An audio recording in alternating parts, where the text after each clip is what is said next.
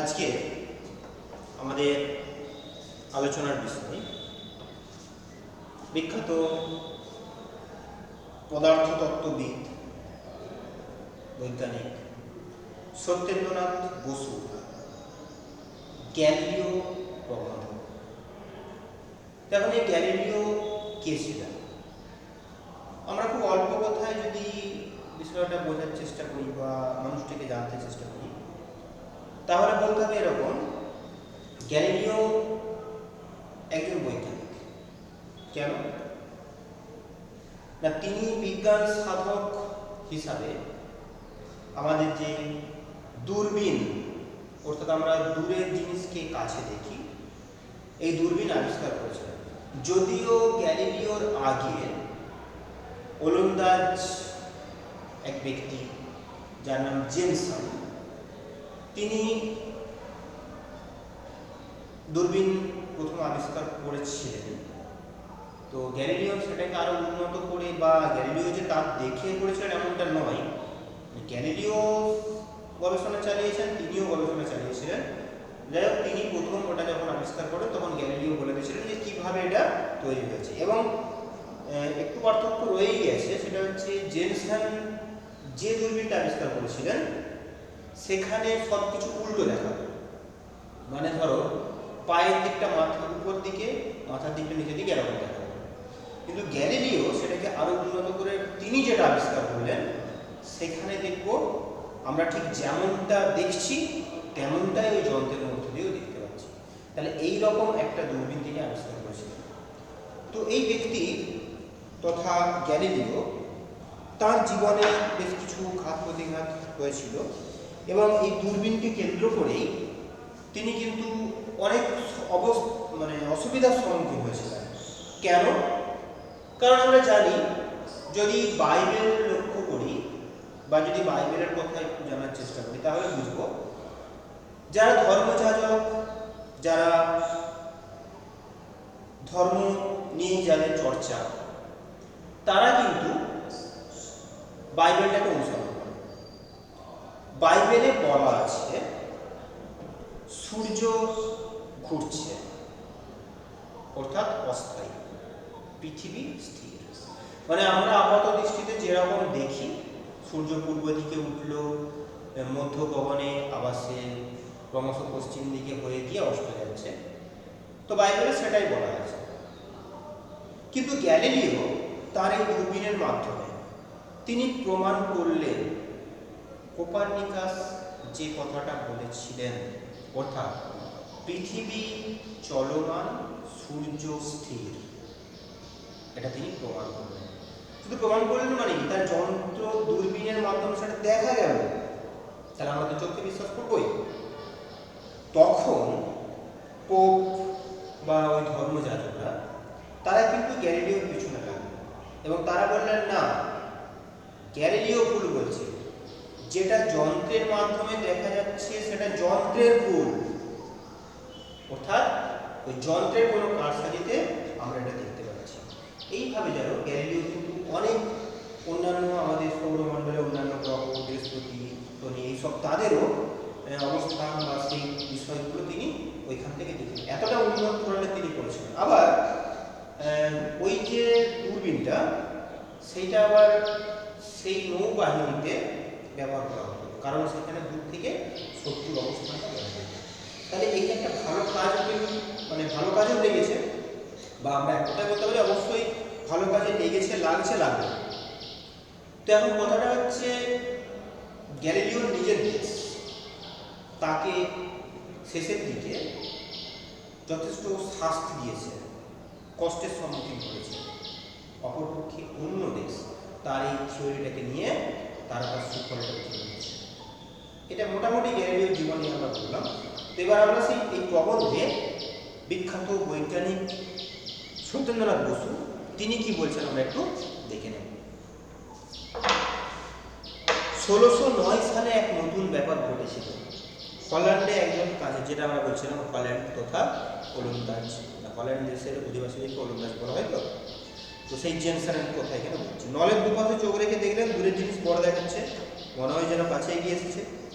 গ্যালিলিওর কাছে খবরটা পৌঁছে।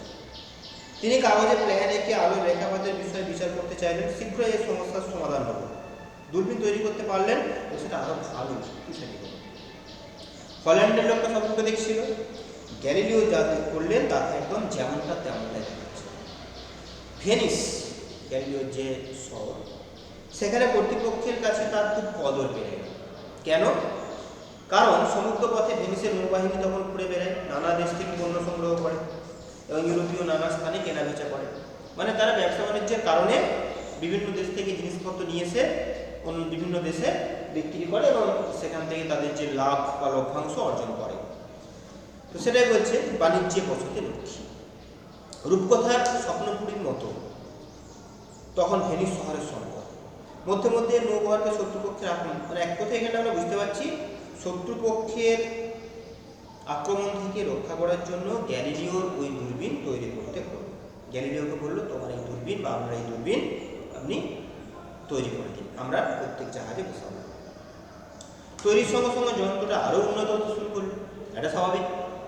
এটা ধরো না, তুমি প্রথমে একটা কোনো ছবি আঁকলে, সেখানে মুছে মুছে একটা এরকম করবে, তারপর পরবর্তীতে আবার যখন তুমি সেই ছবিটা আঁকবে তখন কিন্তু সুন্দর করে করবে।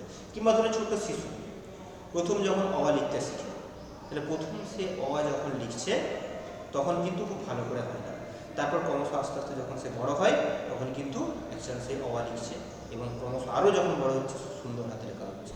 তো এখানেও তাই, যন্ত্রটা কিন্তু আরও উন্নত হবে। এবার গ্যালিলিও হাতের কাছে বিশ্ব সমীক্ষার এক প্রধান যন্ত্র পেয়ে গেল। দূর থেকে দেখা যাচ্ছে, তাহলে কতটা দূর দেখা যেতে পারে সৌরজগৎ থেকে। আকাশের দিকে তাকিয়ে তিনি অনেক দৃশ্য দেখলেন।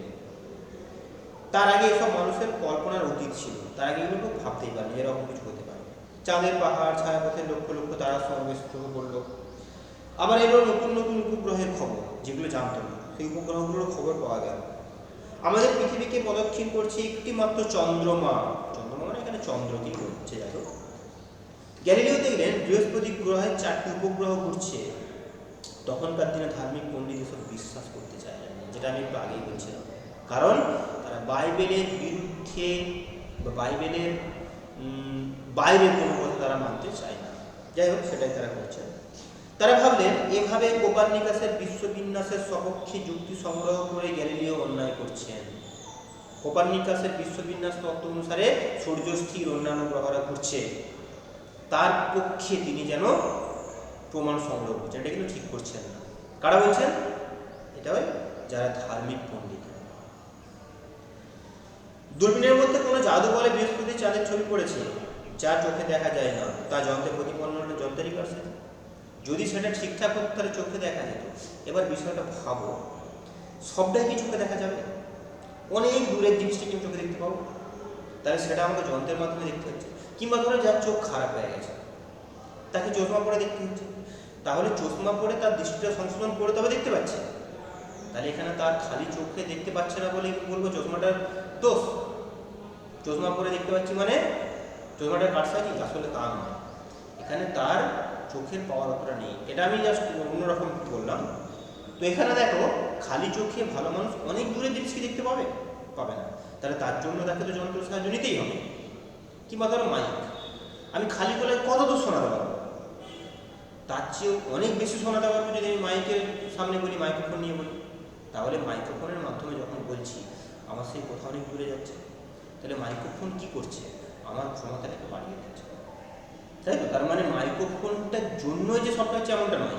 মাইক্রোফোন মূল জায়গাটা ঠিক রাখতে হবে। আমার যে মূল কথা সে ওটাকে বিবর্ধিত করে পাঠাচ্ছে, তাহলে মূল যে জিনিসটা দূরে যেটা আছে সেটাকে আমার চোখের পাওয়ারটাকে বাড়িয়ে সে আমাকে দেখাচ্ছে ওই যন্ত্র। সুতরাং যন্ত্রের কারসাজি কতটার মধ্যে ভুলে। যাই হোক, তারা এরকম বলেছে। ধার্মিকেরা মত পরিবর্তন করলেন না, পাছে তাদের বিশ্বাস চলে যায়। এই ভয় দূরবীনের দিকে দেখতেও চাইলেন না। তারা মত পরিবর্তন করলো না, দেখলো না। এতে গ্যালিলিওর আনন্দ লাগলো যে বাহ, বেশ ব্যাপার তো। গ্যালিলিওর নাম এখন দেশে দেশে অভিনন্দিত হচ্ছে। ভেনিসের রাজ্য সরকারের কাছ থেকে অর্থ পাচ্ছেন প্রচুর। তবে এত কাজের মধ্যে বিজ্ঞানীর অবসর মেলে না, কিন্তু মাথার মধ্যে তার নতুন নতুন কথা ভেসে উঠছে। কি নানা বিষয় অনুসন্ধান করতে চান, সময় পান না। এক মনে এইসব বিষয় ভাবতে পারে। শেষে 1610 সালে শরৎকালে তাস্কানির নতুন গ্র্যান্ড ডিউক, নিজের পুরনো গুরু অর্থাৎ গ্যালিলিও, গ্যালিলিওর কাছে তিনি পড়াশোনা করেছেন। হাজার স্কুডি, স্কুডি হচ্ছে তাদের ইতালীয় যে মুদ্রা, তাকে বলা হচ্ছে স্কুডি, সেই স্কুডি মাইনে দিলেন প্রতি বছর। তাছাড়া রাজপণ্ডিত দার্শনিক হিসাবে স্বর্ণ পদকেও তাকে অলঙ্কৃত করা হলো। পাডুয়া ছেড়ে ফ্লোরেন্সে গেলেন গ্যালিলিও, তিনি আবার ফ্লোরেন্সে চলে গেলেন। এবার বিজ্ঞান সেবার প্রচুর অবসর মিলে গেল। তবে যেসব নতুন কথা বললেন, বিশেষ করে জ্যোতিষের বিষয়ে, তাতে ইউরোপের পণ্ডিত মহলে হইচই মিলে গেল। তিনি দেখতে পাচ্ছেন, দেখে সেটা বলছেন, অনেকে বিরোধিতা করতে লাগলেন। তাছাড়া আরেকটা কারণে তার সব আবিষ্কার ও মতামত শুধু পণ্ডিত মহলে সীমাবদ্ধ রইল না। কি সেটা? শিক্ষিত জনসাধারণের কাছে প্রচারের জন্য গ্যালিলিও একটা নতুন পন্থা ধরলেন, উপায় অবলম্বন করলেন। কি? পণ্ডিত মহলে চালু ল্যাটিন ছেড়ে তিনি নিজের আবিষ্কার ও মতবাদটা ইতালিয়ান ভাষায় লিখলেন। আমরা একটু আমাদের মতো করে সেটা বলার চেষ্টা করি। ধরো সংস্কৃত বা ইংরেজিতে কোনো একটা কিছু লেখা হচ্ছে, সংস্কৃত বা ইংরেজি যত লোক বুঝতে পারবে, তার চেয়ে বাংলা লোক অনেক বেশি লোক বুঝতে পারবে বাংলা ভাষাটা। তাই বাংলা ভাষায় লেখা হলো, এখানেও সেটাই ইতালিয়ান ভাষাটা তিনি ধরলেন ল্যাটিন ছেড়ে। ইতালির মধ্যে যা অক্ষর পরিচয় হয়েছে সব লোকই পড়তে পারবে। তাহলে খবরটা সবাইকে জানিয়ে দেওয়া হলো, তথ্যটা সবারই কাছে উন্মোচিত হলো। নিজের দূরবীন নিয়ে গ্যালিলিও অনেক নতুন আবিষ্কার করলেন। কি কি করলেন? চাঁদের পর্বতমালা, বৃহস্পতির উপগ্রহসমূহ, সূর্যবিম্বে কলঙ্ক বিন্দু, শুক্র গ্রহে চন্দ্রের মতো উজ্জ্বলের হ্রাস বৃদ্ধি, শনির বলয় ইত্যাদি ইত্যাদি। এইভাবে নিজের চোখে গ্রহমণ্ডলের সব জিনিসপত্র তিনি দেখতে পাচ্ছেন। তার সত্যতা যে কেউ দূরবীনের সাহায্যে প্রমাণও করতে পারে, এটাও বোঝা যাচ্ছে। কোপারনিকাসের মতবাদ এখন তার কাছে সঠিক মনে হলো, অভ্রান্ত। যুক্তিবাদী গ্যালিলিও ভাবলেন, এইসব কথা প্রকাশ করলে সকলকেই তার সপক্ষে আনতে পারবেন, সবাইকে বোঝাতে পারবেন, কিন্তু সেটা তো হবে না। যাই হোক, একদিকে ফ্লোরেন্সের ডোমিনিকান সম্প্রদায়ের সন্ন্যাসীরা আছেন, আর অন্যদিকে আছেন বিশ্ববিদ্যালয়ের নানা অধ্যাপক ছাত্ররা। তাহলে এখানে একটা দুরকম ব্যাপার হচ্ছে। তার মানে তার বিরোধিতা করছে কেউ কেউ, হয়তো তাকে মেনেও নিচ্ছে, কিংবা যারা তার যশ প্রতিভা ঈর্ষান্বিত, তিনি এতটা যশ খ্যাতি অর্জন করেছেন, তাতে যারা একটু ঈর্ষা করছে আর কি, যাদের খারাপ লাগছে, তারাও তার বিরোধিতা করবে, স্বাভাবিক। প্রথম প্রথম গ্যালিলিও তার সহকর্মীদের মনোভাব নিয়ে অনেক ঠাট্টা তামাশা করলেন, এতে তাদের বিদ্বেষটা আরও বাড়ল, স্বাভাবিক। তুমি এরকম করে এত খ্যাতি অর্জন করছো, এটা ঠিক হচ্ছে না, এটা স্বাভাবিক হয়ে থাকে আর কি। তো সেখানে ঘটছে, এখানেও তাই ঘটছে। ধর্মযাজকরা প্রচার করতে লাগলেন যে গ্যালিলিওর অধ্যাপনা ধর্মবিশ্বাসের পরিপন্থী, বাইবেলের অনেক কথা সরাসরি বিরুদ্ধে। তারা গোপনে অভিযোগ করলেন গ্যালিলিও ধর্মবিদ্বেষ প্রচার করছে, বাইবেলের ওপর মানুষের বিশ্বাস নষ্ট করতে চায় না। তাহলে বাইবেলের ওপর মানুষের যে বিশ্বাস, সেটা তিনি বিরোধিতা করে বলছেন। এটা ক্লাসটা লেখা হলো, লিখে দিয়ে।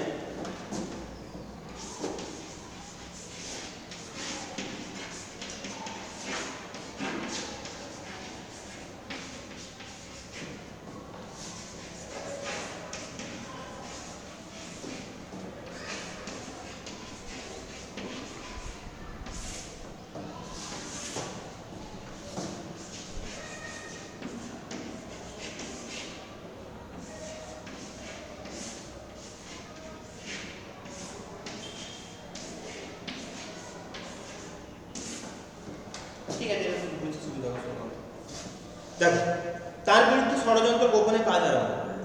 তাহলে তার বিরুদ্ধে ষড়যন্ত্র করা হচ্ছিল। প্রথমে ইনকুইজিশন। ইনকুইজিশন মানে আমাদের যেমন ধরো বিচারালয় বা কোর্ট, সেরকম। রায় দিলেন যে সূর্য যে জগতের কেন্দ্রস্বরূপ, এটি অযৌক্তিক এবং যথার্থ ধর্মমতের পরিপন্থী, মানে বিরুদ্ধে। কারণ এই মত বাইবেলের অনেক লেখার সঙ্গে মিলবে না।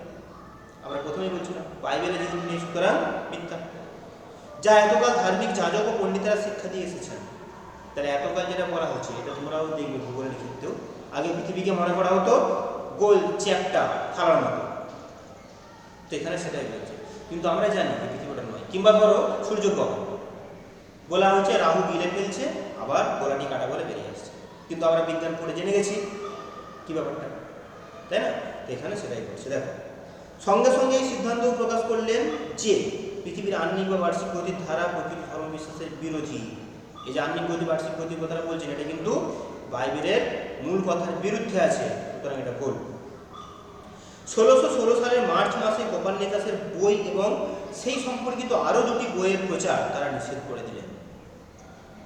পুণ্যাত্মা পোপের কাছে খবরটা পৌঁছে গেল, তার মানে একটা আলোড়ন সৃষ্টি হয়ে গেল। পোপ আদেশ দিলেন কার্ডিনাল বেলারিমিন, কার্ডিনাল কাদের বলে? পোপের ঠিক নিচের ধাপে যান। মানে আমরা একটু সহজ করে বলতে পারি, ধরো পঞ্চায়েত এলাকার প্রধান, তার নিচে হচ্ছে উপপ্রধান, কিংবা ধরো স্কুলে প্রধান শিক্ষক, তার নিচে হচ্ছে সহপ্রধান শিক্ষক, ঠিক আছে? বা আমাদের বলা যেতে পারে হেডমাস্টার, অ্যাসিস্ট্যান্ট হেডমাস্টার, সেইটা। দেখো তাহলে কার্ডিনাল, তার নাম হচ্ছে বেলারমিন। গ্যালিলিওকে ডেকে বুঝিয়ে বললেন, দেখো এই ভ্রান্ত বিশ্বাসটা ত্যাগ করো, এটা ঠিক নয়, বা তিনি করতে চান তো বিধিমতো আদেশ দেওয়া হবে যাতে তিনি মত প্রচার বা আলোচনা বন্ধ করেন, অর্থাৎ বাধা দেওয়া হচ্ছে। যদি তাতে অশিক্ষিত হন তাদের কারারুদ্ধ করা হবে, তাদেরকে জেল খাটানো হবে। 1616 সালে গ্যালিলিও রোমের ডাক করলো, গ্যালিলিওর রোমে তখন ডাক করলো। বেলারমিন ছিলেন গ্যালিলিওর হিতাকাঙ্ক্ষী ও সুবে, তিনি কিন্তু গ্যালিলিওর ভালো চাইতেন। তারপর কার্ডিনাল বেলারিমিন ডেকে আনলেন গ্যালিলিওকে নিজের বাসাতে, বুঝিয়ে বললেন কোপার্নিকাসের তত্ত্ব নিয়ে তিনি যেন ধর্মযাজকের সঙ্গে তর্ক না করেন, বা বাইবেল থেকে লাইন উদ্ধৃত করে নিজের ইচ্ছা মতো ব্যাখ্যা করতে চেষ্টা না করেন। তাহলে বাইবেলের ভুলটা যেন কেন ভুল ইত্যাদি যেন ব্যাখ্যা না করেন, এরকম করে বলেছে। গ্যালিলিও রাজি হলেন, তবে তিনি ভাবলেন যে এখনো গণিতের কল্পনা হিসাবে হয়তো কোপার্নিকাসের কথা আলোচনা করা যাবে, কিংবা যুক্তিতর্ক নিয়ে টলেমি ও কোপার্নিকাসের বিশ্ববিন্যাসের গুণাগুণ আলোচনা করা যেতে পারে। টলেমি যেটা বলেছে কোপার্নিকাস কিন্তু তার উল্টোটা বলেছে, তাই এদের সঙ্গে তুলনা করে বিষয়টা আলোচনা করা যেতে পারে। তাই তারপরেও তিনি যেমন অন্যান্য বিজ্ঞানের বই লিখলেন, গতির কথা বা ভাসমান বস্তু স্থিতি রহস্য, সঙ্গে সঙ্গে কথোপকথন আকারে দুই মতবাদের আলোচনা করে বইটা লিখে ছাপার জন্য অনুমতি চায়। কিন্তু ইতিমধ্যে অনেক কিছু ঘটে গিয়েছে, ব্যাস বেলারমিন থাকলে হয়তো অনুমতিটা জুড়তে বা অনেক কিছু ব্যাপার ঘটতো। কি হয়েছে একটু দেখি আমরা। পোপ ও বেলারমিন মারা গিয়েছে, তার সুবি হিতাকাঙ্ক্ষী মারা গেল। নতুন আরেকজন পোপের পদে অধিষ্ঠিত। এক সময় গ্যালিলিও ভাবতেন তিনি বিজ্ঞানকে শ্রদ্ধা করেন, তাই ভেবেছিলেন নতুন বই প্রকাশের অনুমতি মিলবে। তাহলে তিনি যেহেতু এটা ভাবেন বা ভালো এই বিজ্ঞানের কথা বোঝেন, সুতরাং বইটা প্রকাশ করতে দেবেন। কিন্তু হিতে বিপরীত হল, নানা কারণে তিনি পোপের বিরাট ভাজন করেছেন। পোপ তার উপরে কোনো রকম আস্থা রাখতে পারছেন না, ভালো সম্পর্ক তার সঙ্গে গড়ে ওঠেনি। তার বিষয়ে তদন্ত শুরু হয়েছে, শেষে গ্যালিলিও ডাক পড়ল। 12 এপ্রিল তিনি কারারুদ্ধ করেন, তার মানে তাকে এবার বন্দি করা হয়, জেল খাটানো হচ্ছে।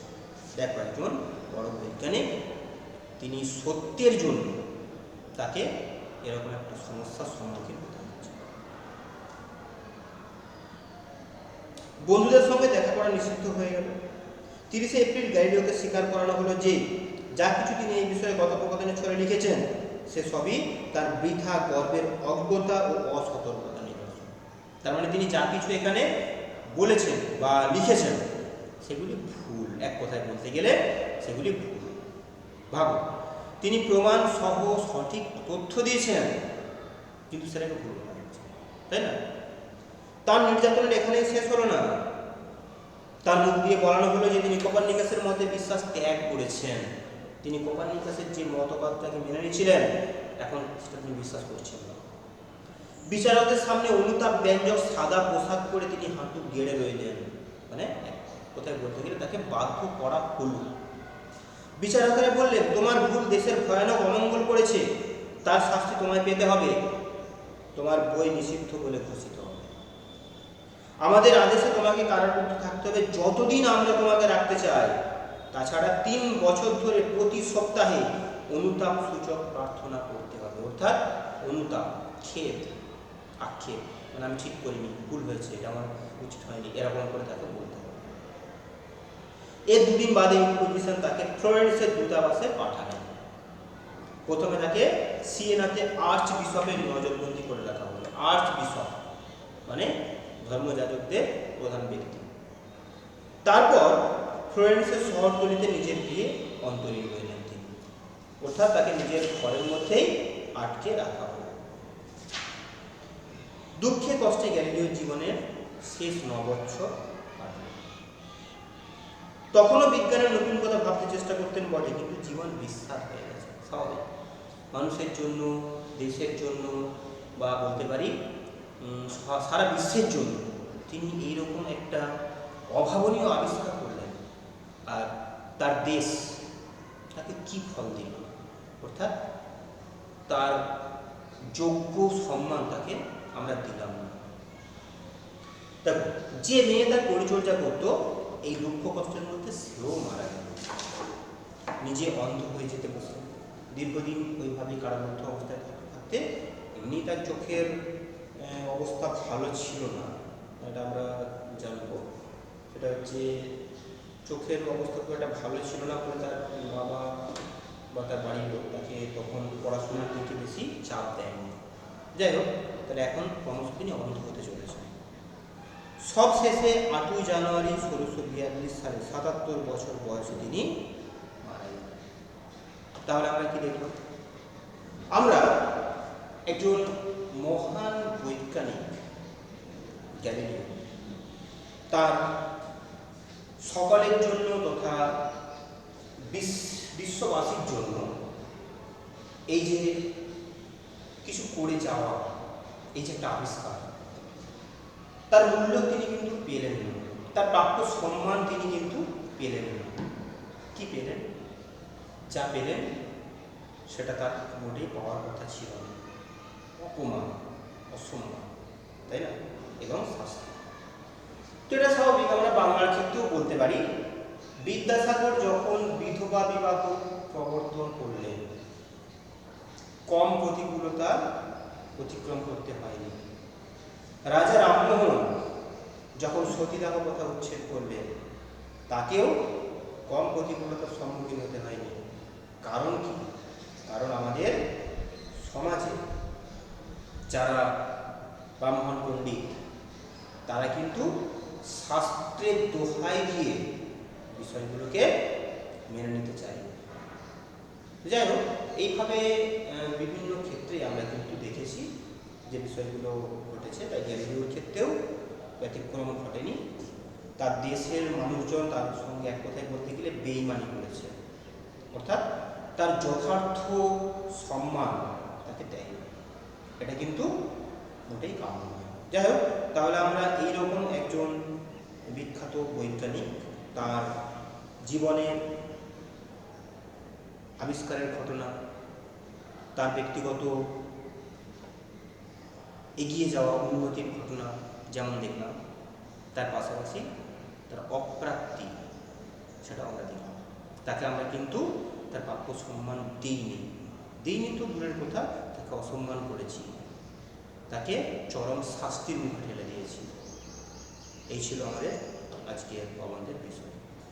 তো যাই হোক, তোমরা প্রবন্ধটা ভালো করে পড়বে, আর সেই একই অন্যান্য দিনে যা বলি সেটাই বলছি।